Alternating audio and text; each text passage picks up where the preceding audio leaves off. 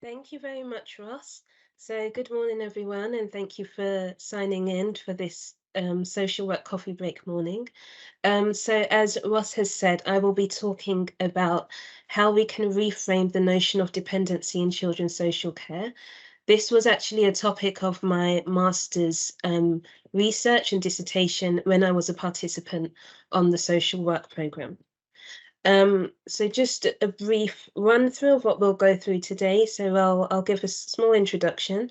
We'll then look through the concepts of dependency versus autonomy. I have got a couple of case studies of what my research covered and entailed at the time. And then I'll be linking it up to the present day and how the research and the findings have still remained relevant in my practice, and how I also continue to implement some of the findings in my current role as a consultant social worker. So as Ross has said, I am currently a consultant social worker in the London Borough of Tower Hamlets. So I'm on my third cohort, that's with the Frontline programme, so training frontline participants over their first year of the programme until they qualify as social workers. I first joined the Frontline programme in summer 2015 as a participant, and I completed the systemic master's dissertation in spring of 2017. And initially, my interest in this subject around the revolving door and how to reframe this notion of dependency, it stemmed from a comment made by a manager. And I guess just to say from now at the beginning, any names that I do use are pseudonyms just to protect confidentiality of the families that I worked with. But the comment that was made at the time was, even if we close Kylie's case, she'll be back in a few months. And there was this source of inevitability that some cases and some families that we work with will just forever come back. It's a revolving door. And there was this sense of hopelessness that nothing can ever really change. Um, and that got me thinking about how the language that is used within the local authority or the discourse used around some families can be quite negative, can be quite damning. And I was wondering if there was a way to reframe it and to look at it through a different lens and through a different perspective, to then think about how we can support the families we work with rather than kind of immediately critiquing before we find out what is actually happening for them. So to move on, just to touch on some of the key issues within the research or the key topics that I was addressing, it was thinking about the inevitability of the cycle. So there were some families where there were more than 10 years of social care involvement, recurring themes, recurring issues that would come through.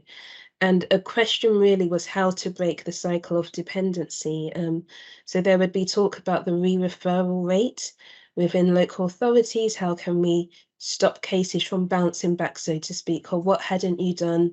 What progress hadn't been made in that the sense that we're bringing a new referral back again, or we're having to work with this family once more. And a lot of the discourse and the literature was thinking about how to break the cycle of dependency, but perhaps wasn't necessarily thinking about wider socioeconomic factors that could actually be impacting these families, these young people, resulting in re-referrals being made to children's social care. So, for example, if we think that someone was struggling in education or struggling to hold a job or was struggling with addiction or with their mental health, poor mental health, then it might be that they reach back out to children's social care for help, for support, because that's the avenue where they had received support in the past. Um, and then what this then led on to was to me to think of what is the role of children's social care as a corporate parent. So this in particular related to children who were looked after, who had been taken into foster care, and we, as the local authority and as social workers, had assumed the role as a corporate parent or at times sharing parental responsibility with the birth parents. So I think the idea that was coming into my head when I would hear comments that oh, this case will just come back, or it's inevitable, or there's been multiple generations who've been known to children's social care, is that, well, if we ourselves as parents or as we grow or as adults, we might return to seek advice from parents or carers or older people perhaps that we looked up to throughout our lives when we have dips in our lives or when we're going through a struggle or a challenge or something that had worried us. But perhaps what was happening with children's social care and the role of the corporate parent is that it was seen that if these children did return to us as adults for help or advice, it was somehow seen as a failure and that we had not supported them to be autonomous enough or we had not empowered them into this independence. So I was just thinking, how do we reframe that? That actually, when they do reach out to us, it's almost seen as a strength, that at times they themselves are acknowledging that they're in need of further support. So have come back to the corporate parent that they knew to assist them in that area.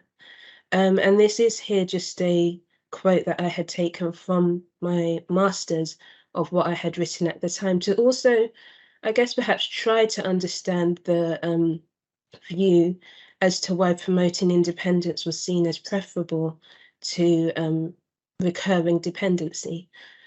So the quote was that if the aim of social services is to see young people becoming independent in order to help them avoid a cycle of abuse and neglect, then it is clearer to see the reasoning behind the focus on promoting independence. The reasons why we would not want children to be constantly on the radar of child protection services is because this would ultimately suggest an element of ongoing abuse or neglect.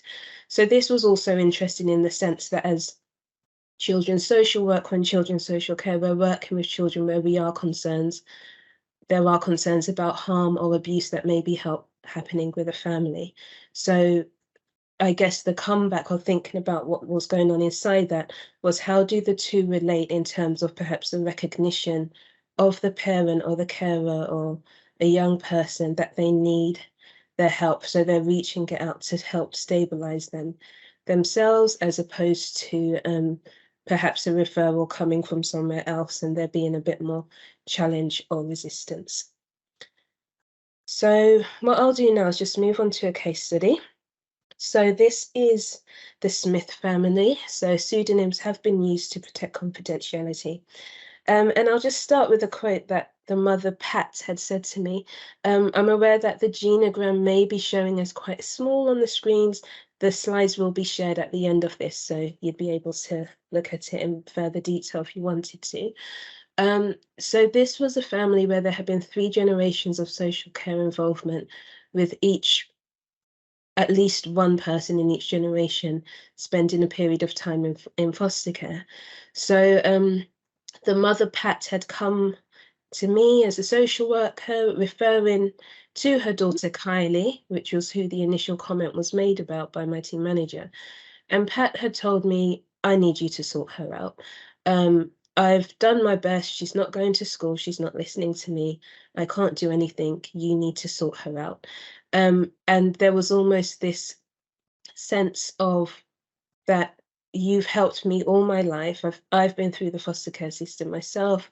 I've had social workers in and out, and right now I need that help from you to sort her out.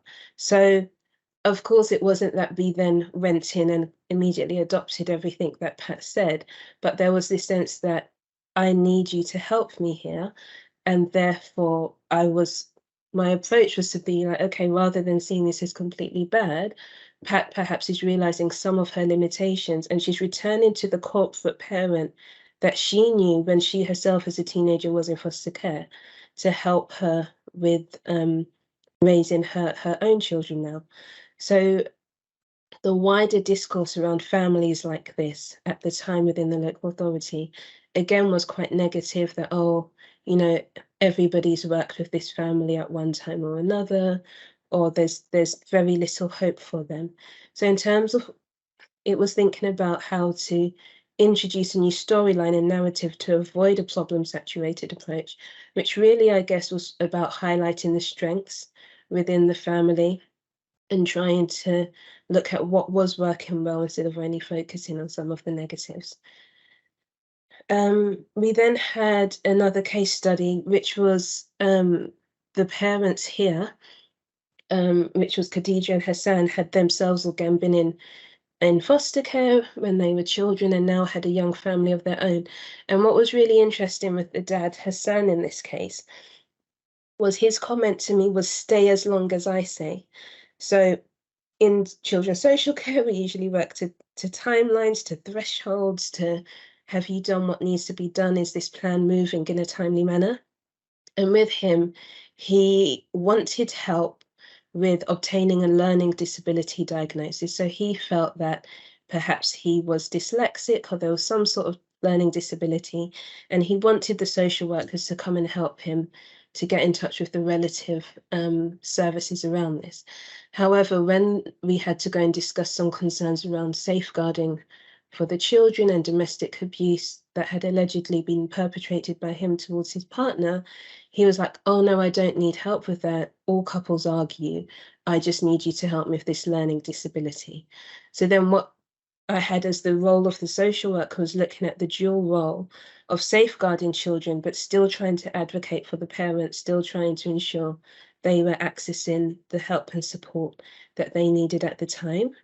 And it just led me to be thinking of how perhaps for Hassan and Khadija, they were trying to exercise some form of control over the help that had been required rather than being viewed as you're repeating some of the patterns that had happened to you yourself when you were a child. So in terms of the conclusion of my findings, throughout the research, I relied quite heavily on some of the systemic literature, and it was really thinking about the reader and the both and position, so that almost in a way families are simultaneously dependent whilst we empower them to become autonomous, but rather it can be reframed that it's not always a negative thing.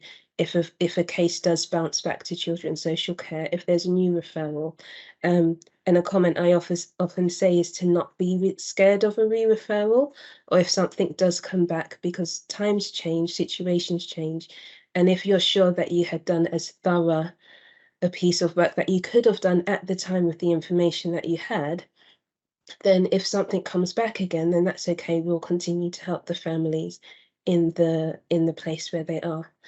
A hypothesis that I had regarding the position of the local authority was this. I'll just read out from my master's dissertation, and it was that if a family comes back for further help, this means that they are a failure and have not learnt how to become as autonomous and independent. However, if they do not ask for help, that means they are unable to recognise their limitations. So we, professionals such as education or the police, will make a referral on their behalf, ultimately still rendering them dependent.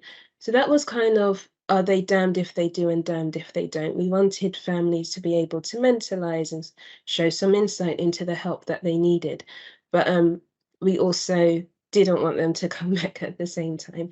So I was just thinking about, again, that dual role, that sometimes there's a safeguarding element, which we wouldn't want a file or a case to remain open and never for such a long time. But then how do we do the keeping in touch with someone to show that we're here if you need us, and sometimes life can take us up and down and everywhere. And a quote that I had from Baltz in 1996, which I did really like, was just that seeking and accepting the help of others should be a positive adaptation strategy, rather as opposed to being seen as something quite negative.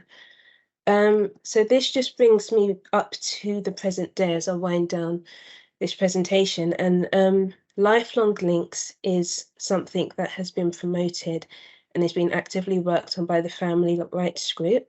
There is a link here where you can go and watch some of the videos or see the resources. And the idea of lifelong links was to ensure that a child in care has a positive support network around them to help them during their time in care and in adulthood. So even if these children grow up to become adults, they can go out and reach and still stay in contact with teachers, with social workers, with wider family members, with neighbours, with members of their community, so that they're not just left alone when they turn 18 or 21 or 25, and formally leave the care system, which can feel quite jarring. The idea was that you'll create this family group conference around the child with people that they want there. There's a coordinator person who will reach out and go and do all of that work for them and create this lovely meeting where everyone can come together to celebrate that child, but showing that they've still got connections in there, they've still got someone they can turn to in times of need. And that's kind of what helped with, I guess, where my research was going, was how can we, instead of seeing this idea of a re-referral dependency being bad, what we've really done is still maintain the community link for the children and the families that we support. So I would encourage you to check out the lifelong links and the family rights group project that they're doing there, as it is really beneficial. And also the slides will be available, and they'll get sent out after this. So thank you very much. That is the end of the slideshow for now. So Ross, I'll come back to you. Yeah, brilliant. Thank you so much, Marianne. That was really, really interesting. One question at the moment. So I just invite anyone that's listening, if you've got any questions that you'd like to put to Marianne, do put them in the chat. The first question for you, which I think is quite a big one. So there's probably two elements to it. So it's from Eugene. So thanks, Eugene. Have your ideas changed over the years as a result of your practice experience and or the changes in wider society? So I don't know how you want to tackle that question. Maybe your practice experience first, and then maybe thinking about the changes in wider society. I think my practice has developed just in terms of the wider range of families that I have continued to work with over the years. But in terms of still holding on to the idea that it shouldn't be seen as bad if a family comes back, I think that's something I still very strongly hold on to, kind of in my core beliefs or my core approach to social work. I guess sometimes perhaps it can be seen as a critique that it's perhaps overly optimistic, or how do you balance that with the realities to make sure that your plan is thorough? But I guess what I had touched on was making sure the plans we co-produce with families, or how we collaborate with them to ensure they've really bought into what we are doing. It's their plan, they own it, it's their life. So if anything, I've kind of learnt new strategies on how to bring others in and make sure we're kind of working with the families as opposed to telling them what to do. So that would be the me part. What was the second? The second part was just thinking about maybe the changes in wider society. So you can answer that with however you interpret the question. I mean, how wide do I go? I think actually, if I look back at the last slide, which was about bringing it to the present day, so the lifelong links by the family rights group that actually was first started, the pilot was in 2017, which was the same year that I was writing my research and finishing it. So I think the birth of communities like that, or projects where it's just like, actually these children who are in care need to have someone for life, they need to have a community, they need a network around them, is showing there's this shift, as opposed to you're 18, we've done our statutory duty, you're an adult, so therefore you're by yourself. It's now looking into more, how can we keep these people connected, which I think is a shift that has been for the better, in how we look out for our looked after young children. Great, thanks, Marianne. I've got a second question. This is from Holly. Do you find it difficult to challenge other professionals' views on families that have been open to children's services for a long time? Short answer, yes.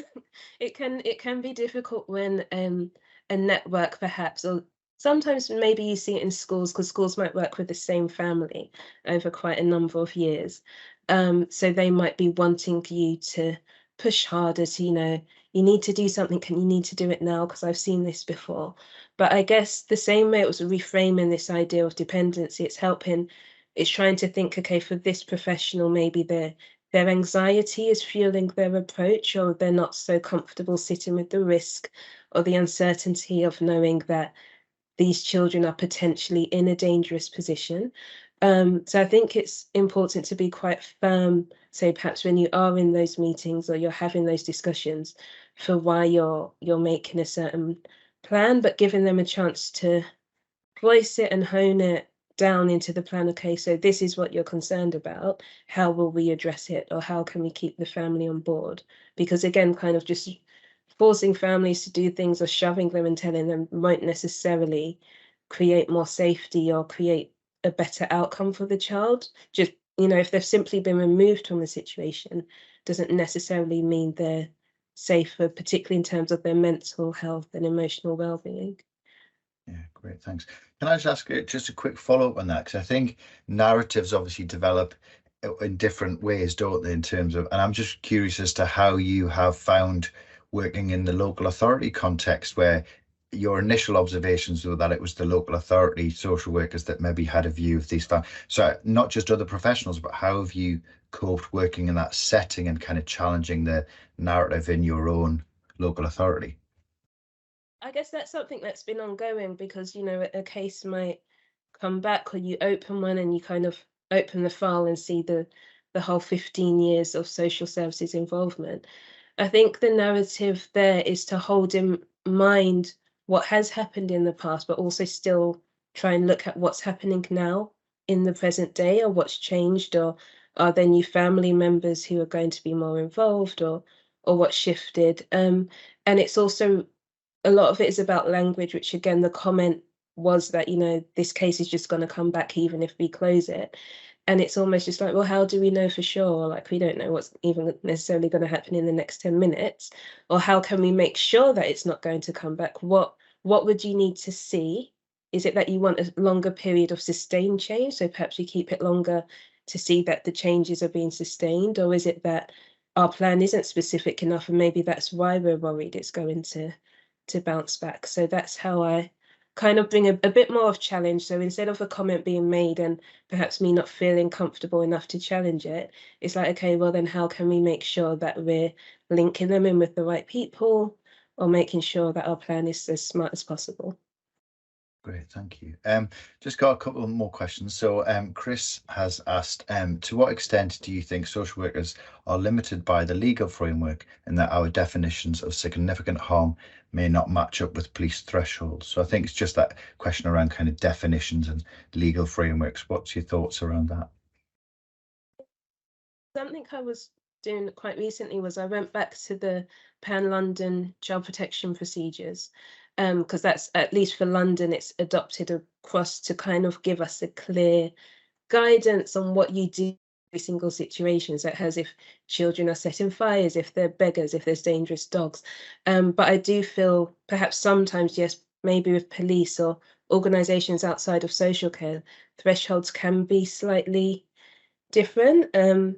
I guess what I've found sometimes when working across boroughs, London boroughs perhaps, is you can refer to the Pan London child protection procedures and say, okay, this is what it says. So say this is your responsibility, perhaps because it's in your area, or this is what we'll be able to do.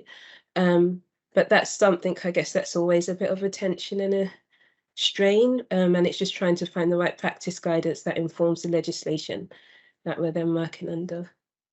Okay, great, thank you.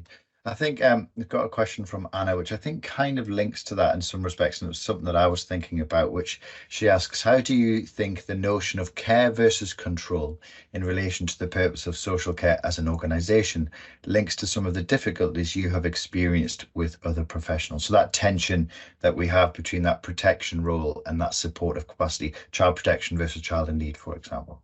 What's your thoughts?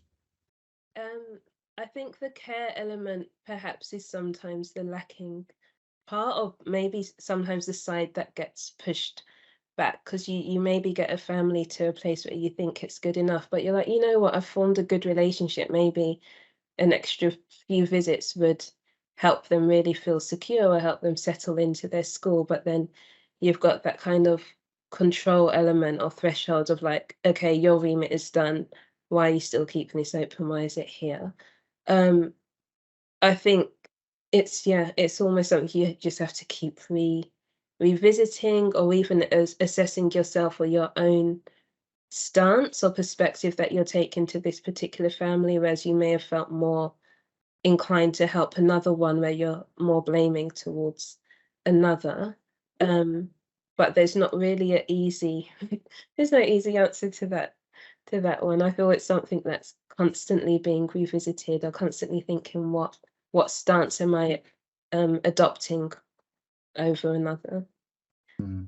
I think I was curious about this notion of kind of families seeking support or services offering support, and how do we view if a family declines the support that we offer? And I think there's that kind of notion around kind of support versus risk, and where does the tension lie? I think it's quite an interesting thing to think about, particularly with the case study that you alluded to, and when somebody's seeking support from professionals, and how is that viewed is, I think how you try to reframe that's really interesting, I think.